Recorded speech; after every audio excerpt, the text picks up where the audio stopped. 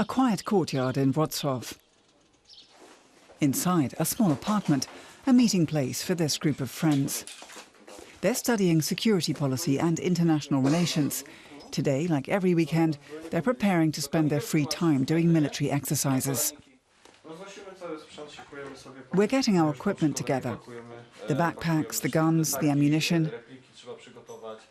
Now we're going to check that we have everything and that it'll all work properly when we get to the drill ground. Good preparation is really important. Their military equipment, including arms and ammunition, are just imitations. But at the training ground, they take the exercises very seriously, despite the 35-degree heat.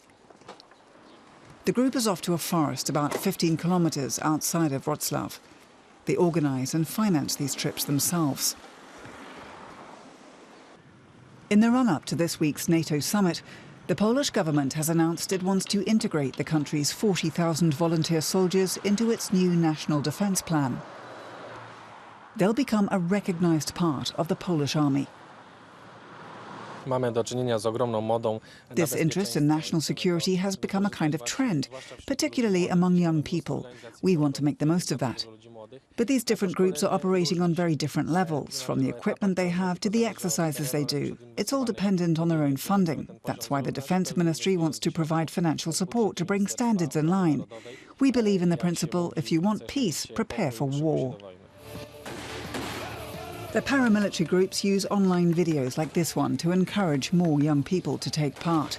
Since the conflict in Ukraine, interest in paramilitary activity has surged in Poland.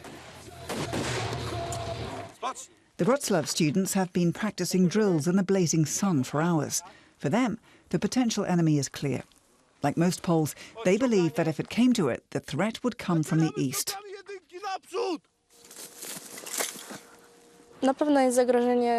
Putin definitely poses a danger. I don't know if it would really come to an attack, but if it did, we'd all be ready to defend Poland. Many fear that Poland would be left to cope alone in the case of an attack.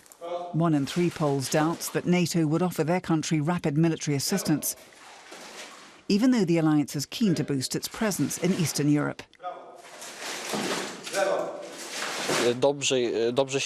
It's good that NATO wants to strengthen its forces in the east, but I still don't think it's enough. After the NATO summit, the Defense Ministry wants to provide financial support for the paramilitary groups.